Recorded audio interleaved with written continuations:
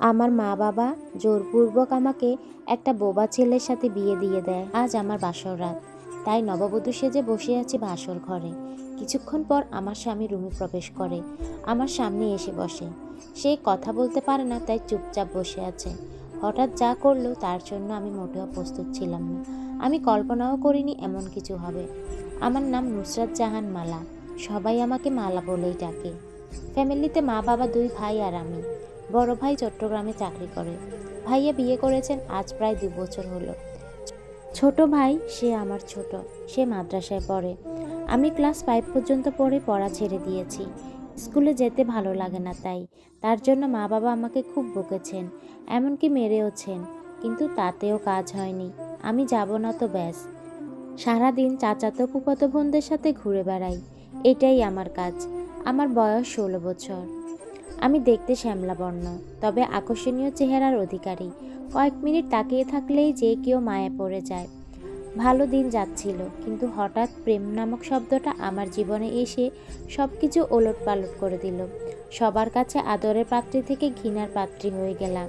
সেই কারণে মা বাবা আমাকে বিয়ে দিবে বলে সিদ্ধান্ত নিল।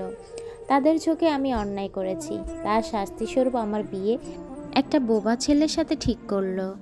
ওইদিকে যার জন্য আমার এই সর্বনাশ, সে এখন আমার থেকে মুখ ফিরিয়ে নিয়েছে। বিশ্বাস উঠে গেল ভালোবাসা থেকে।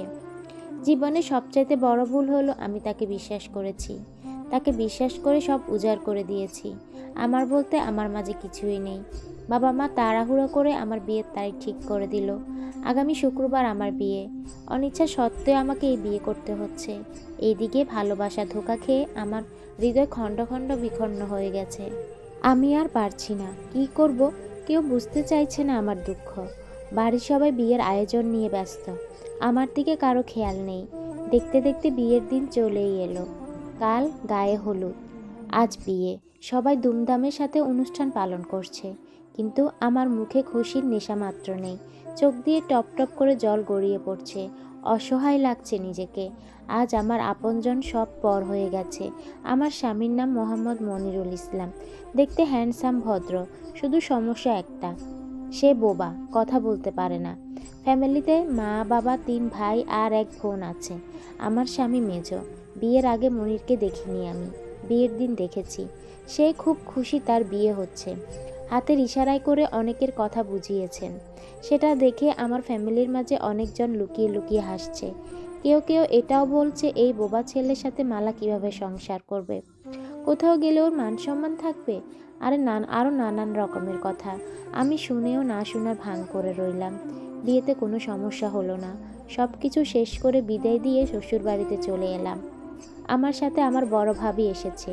সে আমাকে ক্রমশ সান্ত্বনা দিয়ে যাচ্ছে, নতুন করে শুরু করার উৎসাহ দিয়ে যাচ্ছে। এই বাড়িতে আসার পর দেখলাম দলে দলে এসে আমাকে দেখে যাচ্ছে। বোবা ছেলে কেমন মেয়ে বিয়ে করেছে সেটাই দেখছে। এইদিকে মনির খুব এক্সাইটেড, আমাকে বিয়ে করেও যেন স্বর্গ হাতে পেল। ওকে দেখলে বোঝাই যাচ্ছে সেটা। সবাই বলল আজ আমাদের বাসর ঘরে দেবে, তাই ফুল দিয়ে রুম সাজানো হচ্ছে। অনেক স্বপ্ন ছিল এই বাসর রাত নিয়ে, কিন্তু যাকে নিয়ে স্বপ্ন দেখেছি সে নেই। তার জায়গায় অন্য কেউ সাথে বাসর করতে হবে ভাবতেই মনের মধ্যে কেমন যেন করছে। অনেকক্ষণ ধরে বসে আছি বাসর সাজানো রুমে, মনে মনে এইসব ভাবছি। হঠাৎ দরজা খোলার শব্দে ভাবনার ছেদ করলো। দেখি মনির রুমে প্রবেশ করে দরজা বন্ধ করে দিল। তারপর ধীরে ধীরে আমার সামনে এসে বসে। সে বলতে না পারলেও কিন্তু শুনতে পায়। আমার ঘোমটা সরিয়ে হাসি মুখে হাতের ইশারা করে দেখায়, তোমাকে অপূর্ব লাগছে। চোখ সরাতে পারছি না। এই বিয়েতে তুমি খুশি তো? আমি বোবা, কথা বলতে পারি না। এটার জন্য নিশ্চয়ই তোমার মনে কষ্ট। যা হয়ে গেছে তা তো আর বদলাতে পারবে না, কিন্তু কথা দিচ্ছি সারা জীবন তোমাকে আগলে রাখবো ভালোবাসা দিয়ে। আমি শুধু হাঁ করে তাকিয়ে আছি, কারণ ওর ইশারা বুঝতে পারছি না। আমি বললাম, আপনি কি বলছেন? আমি বুঝতে পারছি না। এটা শুনে ওর নিত্যদিনের সঙ্গী নোটবুক আর পেন নিয়ে লিখতে শুরু করে। খুব নিখুঁতভাবে ওর মনের কথাগুলো সাজিয়ে আমাকে দেয়। আমি পড়ে ওর দিকে তাকিয়ে আছি। বোবা হলেও মনির লেখাপড়া জানে। মনির জন্মগত বোবা না, 12 বছর বয়সে টাইফয়েড জ্বর হওয়ার কারণে বোবা হয়ে গেছে।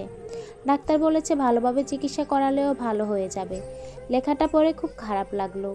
ওর প্রশ্নের কোনো উত্তর নেই আমার কাছে, তাই বললাম রাত অনেক হয়েছে, ঘুমিয়ে পড়ুন। মনির আমার মনের অবস্থা বুঝতে পেরে আবার নোটবুকে লিখতে শুরু করলো। আমি শুধু তাকিয়ে দেখছি। লেখা শেষ করে আমাকে দেয়। আমি পড়তে শুরু করি। আমি জানি তোমার মত ছিল না এই বিয়েতে, সেটা তোমার মুখ দেখে বুঝতে পেরেছি। তোমার ভারী মুখ দেখে আমার ভয় হচ্ছে।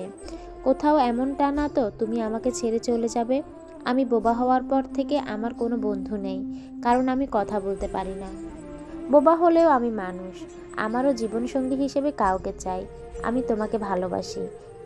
আমাকে ছেড়ে যেও না প্লিজ। তোমার দুটো পায়ে পড়ি। লিখা পড়ে করুণ দৃষ্টিতে তাকাই ওর দিকে। দেখি ওর চোখে পানি। হঠাৎ আমার পা জড়িয়ে ধরে ফুপিয়ে কেঁদে উঠে। আমি আশ্চর্য হয়ে গেলাম ওর কাণ্ড দেখে। ছোট বাচ্চার মতো কান্না করছে। আমি বললাম, কি করছেন আপনি? আমার পা ছাড়ুন। মনির ইশারাতে বলে, আগে বলো তুমি আমাকে ছেড়ে যাবে না। আমি বললাম, আমি কথা দিচ্ছি আপনাকে ছেড়ে কোথাও যাব না। এইবার অন্তত পাটা ছাড়ুন। মনির আমার পা ছেড়ে দেয়।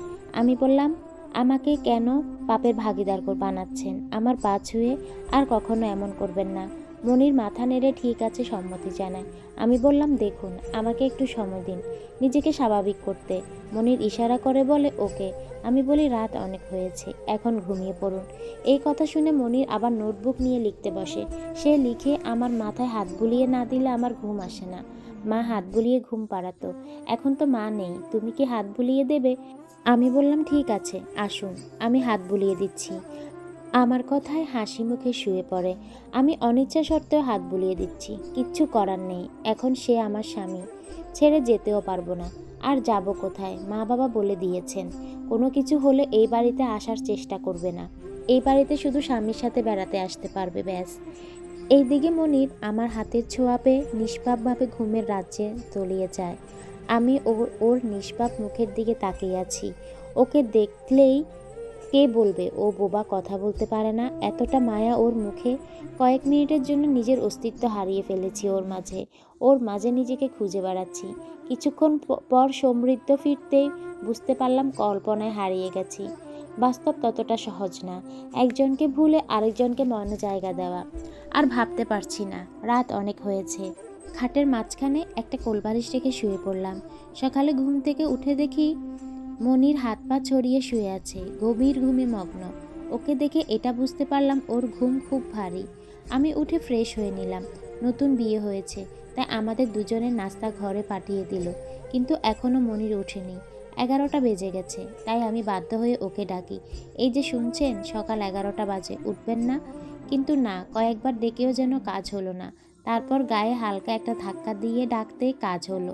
মনির চোখ খুলে আমাকে দেখে অবাক, ঝটপট উঠে বসে। আমি বললাম, 11টা বাজে, ফ্রেশ হয়ে আসুন, নাস্তা করবেন। মনির ইশারাতে আমাকে বলল, তুমি নাস্তা করেছ? সম্পূর্ণ ইশারা না বুঝলেও মাঝে মাঝে একটু বুঝি। আমি বললাম, না, আপনার জন্য ওয়েট করছি। মনির কানে ধরে ইশারা করে বলে, ভুল হয়ে গেছে, সরি। আমি বললাম, কোনো ব্যাপার না, নাস্তা ঠান্ডা হয়ে যাচ্ছে, আপনি ফ্রেশ হয়ে আসুন তাড়াতাড়ি। মনির দেরি না করে ওয়াশরুমে চলে গেল। কিছুক্ষণ পর ফ্রেশ হয়ে আসে। এরপর একসাথে নাস্তা খেতে বসি। মনির প্রথমে রুটির সাথে মাংসের টুকরো নিয়ে আমার মুখের সামনে ধরে, ইশারাতে বলে খেতে। আমি প্রথমে আপত্তি জানাই, কিন্তু মনির শোনার পাত্র না। মুখের সামনে ধরে আছে, কি আর করব, খেয়েও না খেয়ে তো আর উপায় নেই। রুটির টুকরোটা মুখে নিতে মনিরের মুখে হাসি ফুটল। হাসলে ওকে আরও অপূর্ব লাগে। চোখে মুখে জ্যোতি ফুটে ওঠে। অদ্ভুত এক আকর্ষণ বিরাজ করে ওর মুখে। চোখ সরিয়ে নেওয়া কার সাধ্য? আমারও সেই হাল এখন। অপলক দৃষ্টি ওর দিকে তাকিয়ে আছি। ওকে এভাবে তাকিয়ে থাকতে দেখে মনির আমার হাতের উপর হাত রেখে ইশারা করে খেতে। আমি লজ্জা পেয়ে মাথা নিচু করে নিলাম। চুপচাপ নাস্তা করে নিলাম। নাস্তা খেয়ে শেষ করে মনির ঝুটা প্লেটগুলো নিয়ে যায় রান্নাঘরে। ওর বড় ভাবি জিজ্ঞেস করে, বউ কেমন, পছন্দ হয়েছে? মনির ইশারাতে বুঝিয়ে দিল, আমার বউ অনেক সুন্দর, খুব ভালো, আমার পছন্দ হয়েছে। এর জন্য তোমাদেরকে অনেক ধন্যবাদ। ভাবি বলে, এখন নতুন নতুন বিয়ে হয়েছে, বাহিরে বেশি যাওয়ার দরকার নেই, বউয়ের পাশে থেকে তার মন জয় করার চেষ্টা করো। মনির বলল, ঠিক আছে, বলে রুমে চলে এলো। আমাকে গম্ভীর হয়ে বসে থাকলে দেখে ইশারাতে বলে উঠল, হাসলে তোমাকে খুব সুন্দর লাগে। আমি মনে মনে ভাবলাম, আমি কখন যেন মন খুলে হেসেছি, নিজেরই মনে নাই। মনির কখন দেখলো আমাকে হাসতে? আমি মনিরকে বললাম, আমি তো আপনার সামনে কখনো হাসিনি, তাহলে কিভাবে বুঝলেন আমার হাসি অনেক সুন্দর?